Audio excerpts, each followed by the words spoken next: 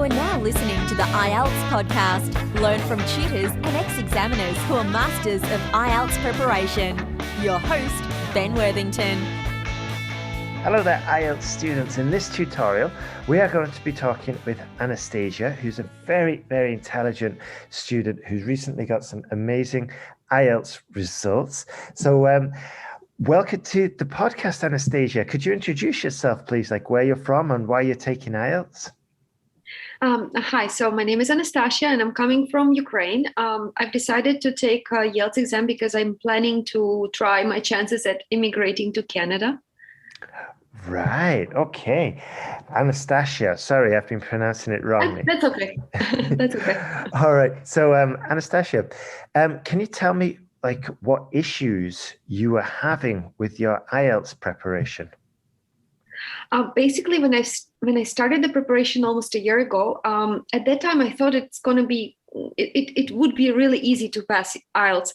I tried to pass a couple of tests online and in some of the books that I purchased, and reading and listening part seemed easy to me, as well as writing and speaking.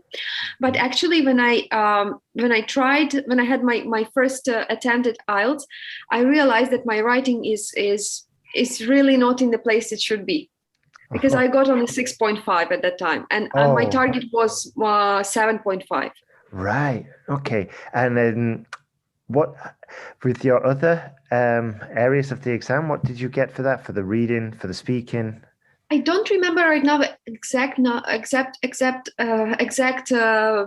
bands, but I think in reading and listening, I got something around 8.9, and speaking was something around 7.5 to 8.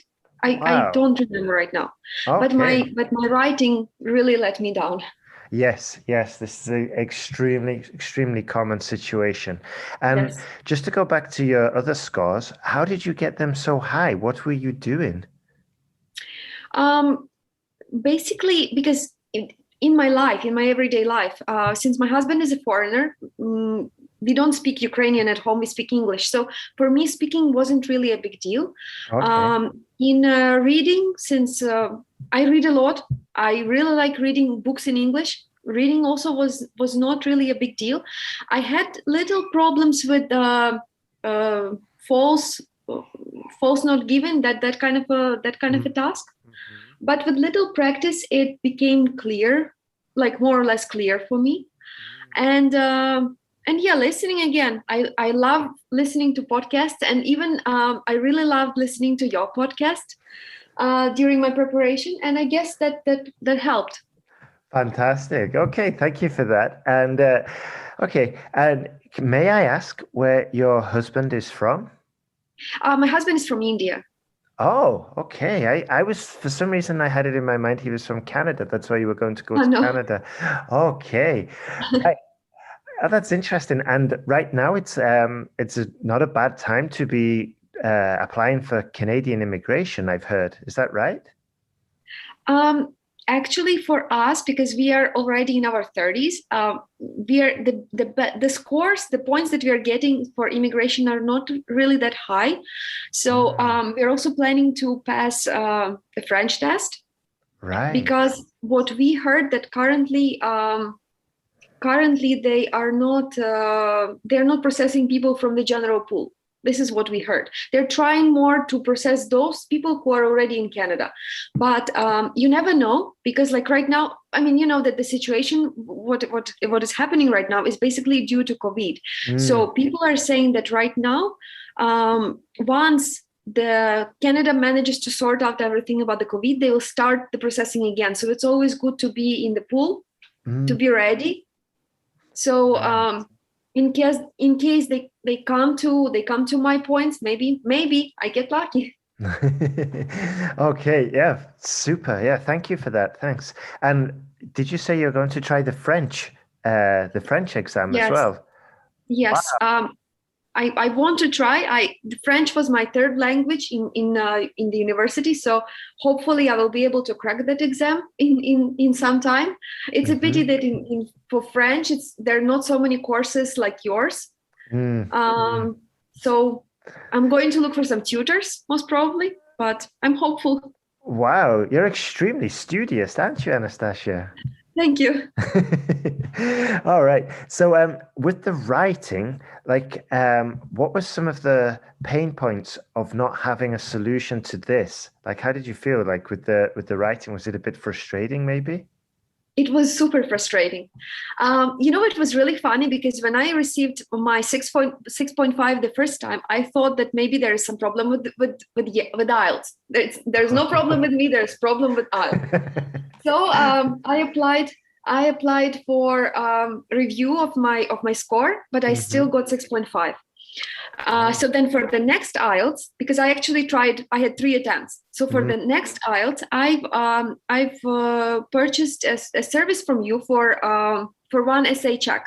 Right. So we received an essay check from Alan, both for me and for my husband. So I kind of felt that the Alan's review for my essay was better than the one that my husband got. But at the end, he got 7 and I still got 6.5, even through my second attempt. So I got really discouraged. It was really, I was in the dark place, where I was not sure if I should try again or what's going on. And then I tried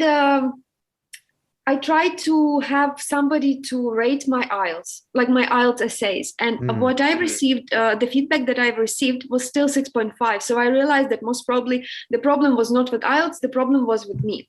And that's when I decided to go for, to look for some more help. And that's when I decided to join your course.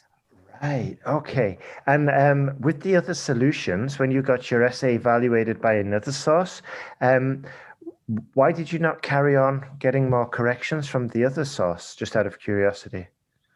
The problem was that I was getting, basically the problem that the other source was giving me about my essays was that I had some spelling mistakes and what other mistakes I had? Mostly it was spelling mistakes. Okay, some misusage of words, which is basically more or less normal because I'm not a native speaker. So my native language, of course, will always be influencing my English in some way.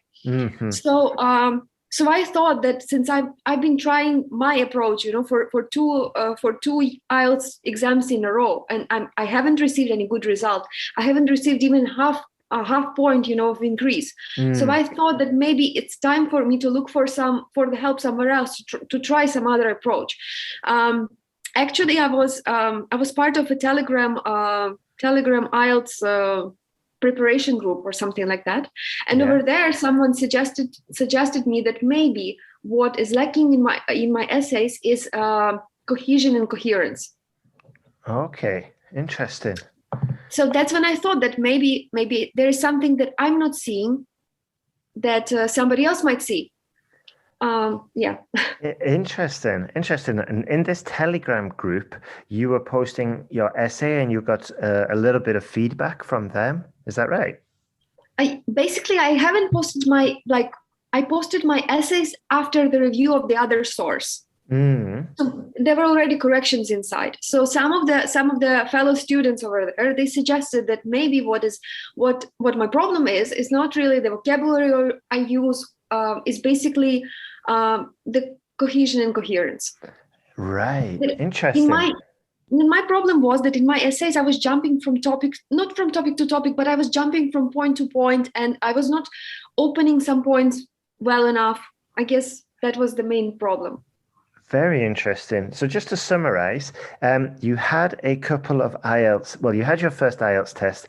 You didn't get the score you wanted, and you believed that you deserved more, so you got a remark. Yes. Then you got your essay correction, 2 essay corrections, one with both with them with IELTS podcast, one for yourself, one for your husband, and yes. Your husband went on to get a band 7.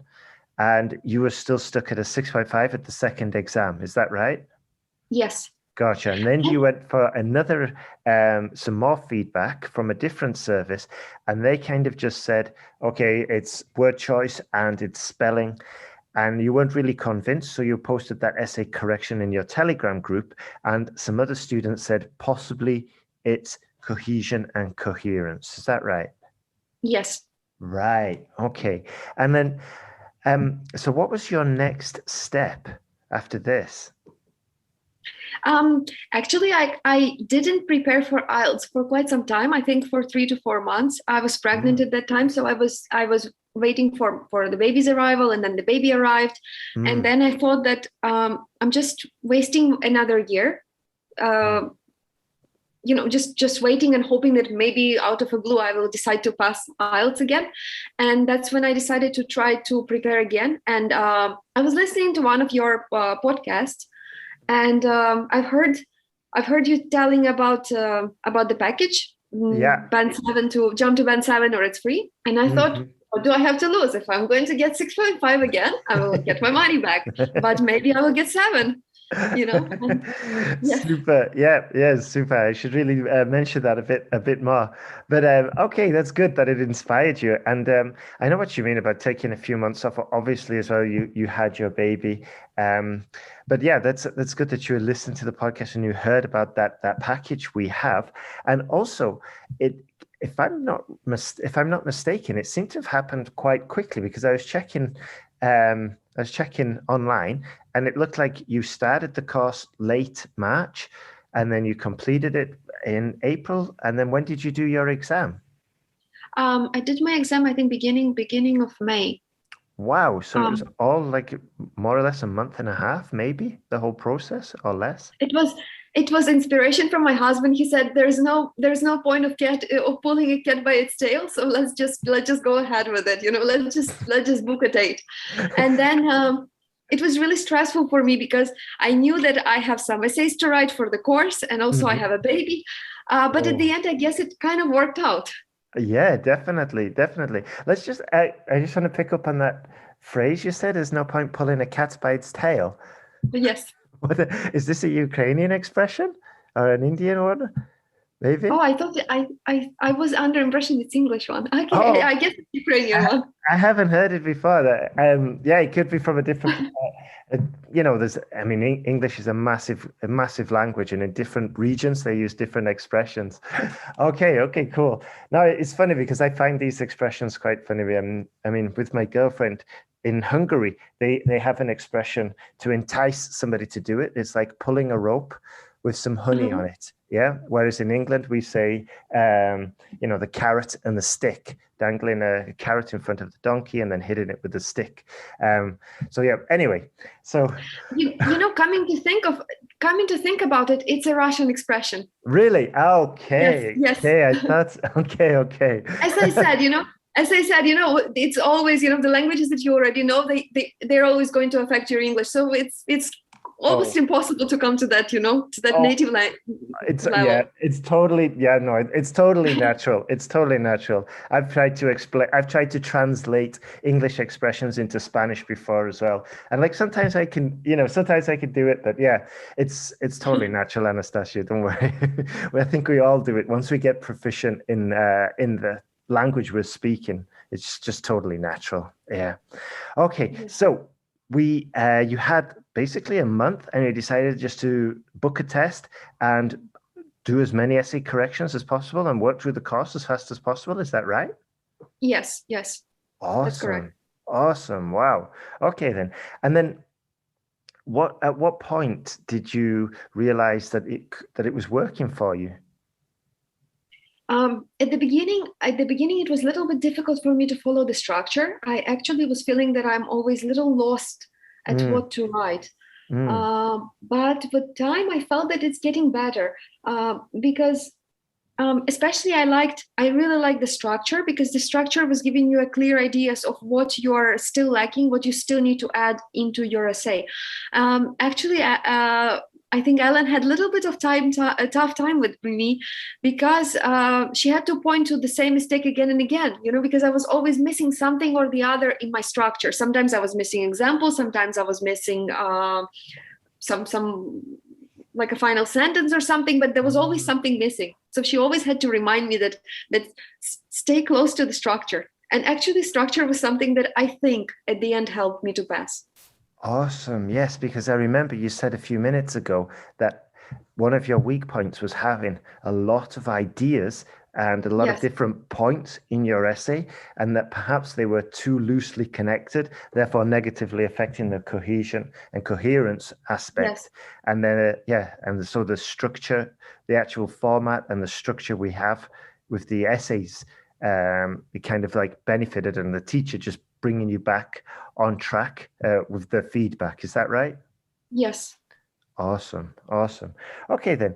Now, can you think, is there anything else about working with Ellen that we haven't covered that you'd like to share? By the way, coming back to my husband, he Yes. said, I think for him, his first exam was also 6.5, but after he received even one review from Ellen, the next time he received 7. And he actually told me that Ellen's review helped him a lot. Oh my word. Actually, Wow. he felt that the reason he received 7 was because she gave him the constructive criticism, and this actually helped him to reach to that level. That is fantastic. I'm going to tell Ellen about this. She shouldn't be giving so much value away. I'm just joking. That is fantastic. I think she will not be able to control that. Yeah. The thing is with Ellen, when I talk with her, a lot of the time she says, "Oh, I'm glad they said that. I sometimes worry if I'm being too harsh with the students." And I'm like, no. You've got to give them as much value as you've got to give them the most practical help that you can within the limits, and then obviously with some students, they just need a few pointers, a little bit of feedback, and if they adopt it and apply it straight away, they're probably good to go. Whether it's with other essays, with other students, it might need a little bit longer. For example, in your case, to get used to the structure, to get used to essay writing, and to organize these ideas in a coherent way. And then even longer with some other students who might just need to learn the grammar rules, So I think every student is different. So yeah. Yes. But thank you for telling me about that, about your husband and his experience with Ellen. That's fantastic. One more thing that I really loved about Ellen's reviews is that even if she tells you that this thing is wrong, she doesn't just tell you this is wrong and then just she forgets about it. She is actually giving you an example of how you can fix it to make it good, to make it right. This also is super helpful. Yes, yeah, I totally agree with you. And this is why we do the video correction. So you can hear the tutor, and it's also just a little bit quicker for us to say it and to write rather than writing it out. So because it's a little bit quicker, we can say, because we're saying it, it's a little bit quicker, and we can do more correction. We can give more value for each correction we do. So did you work through the entire course, Anastasia, and finish it all? Yes, I finished it all, but at the end, Helen informed me that I still had 2 more. Like I could send her 2 more essays, but at that time I already didn't have time, so I didn't use that option. But it was a really nice surprise, and I think that if I could use it, maybe I would get even 7.5. You never know. Yep, you never know. Oh wow! So it really happened then, probably less than a month and a half, about maybe 30 days or something like that. Yes, it was really a very short time. Wow. And this is going to make an excellent title. Like a Ukrainian student, Anastasia, jumps to band 7 without even finishing the course. How good does that sound? All right then. And finally, as my last question, what would you say to somebody who's thinking about joining the course? I would for sure say go for it. Even in the Telegram group which I was part of, I shared the feedback about your course because I think that it helped me a lot. And I guess it's how to say, there is nothing a person loses because they either don't get 0.7 and then I guess they get their money back, or they get 0.7 and they can put the IELTS behind them, which was basically what I did. So I think that it's basically a win-win situation. There is nothing to lose, only to gain. Because the problem is that somebody might think that, oh, I will try to prepare by myself. But what happens is you just keep on losing time and you keep on wasting money for IELTS exams. You keep getting discouraged. Yes. In fact, recently I heard a story. It's basically a success story from one girl who tried to pass IELTS 13 times before she got the points that she wanted. Oh yeah, 13 times, which is really crazy. yeah. It's absolutely heartbreaking. I mean, the amount of money gone down the drain and the emotional roller coaster of doing 13 exams. And that's just the exam sessions. Imagine all the stress before the exam day. Imagine all the preparation. Exactly. It's just like, it's very close to self-harm, I think, just doing exam after exam after exam. Yeah. So of course it's great for some people to be so persistent about their goal, but if there is a way to take a shortcut, I think it's worth to try it. Absolutely, yeah, that's a fantastic point. Yeah, and also it's like,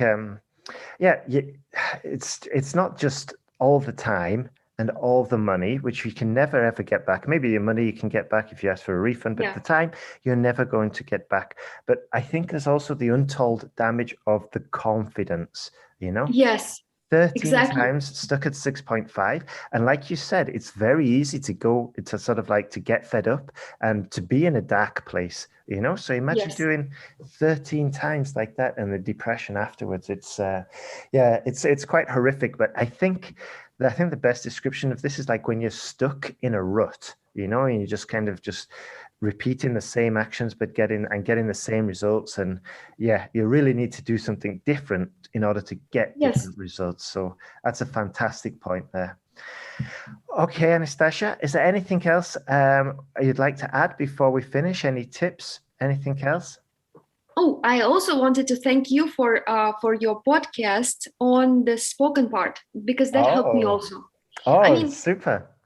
I know that my speaking part was not that bad before, but I was always a little bit lost in the second part where you're supposed to have a longer kind of speech. Yes. Yes. I was always a little bit lost over there. And I still remember you had the podcast where the topic was about getting lost in some place. Mm-hmm. Yes, and you described, how you would answer that question. And actually, it gave me a really clear idea how I'm supposed to be talking, that I'm not supposed to be nervous and running away and jumping from words to, from sentences to sentences. It even helped me to kind of think about the topic. So wow, that is thank fantastic. you for that also. Yo, you're welcome, Anastasia. You're totally welcome. And also, I owe you a thank you for posting your results and your experience in your Telegram group with your friends. So I appreciate that. It helps, You're always welcome. Super. Okay, then. Well, I think we could bring this interview to an end. And I just want to give Anastasia a big thank you. And I wish you all the best, Anastasia, going forward. And I hope you get to Canada and settle down there. And and just for the listeners, at the moment, we've got a special offer with the essay correction. So when you sign up for the newsletter, check your inbox and you'll get an offer there for your essay correction. And if you want, as Anastasia said, if you want to enjoy this shortcut, then I strongly recommend getting feedback. It's a fast way to improve. And we've also got the Jump to Band 7 or it's free guarantee. So you don't have to be stuck in a rut and you can move forward and improve your work. So thank you very much for listening. And thank you again, Anastasia.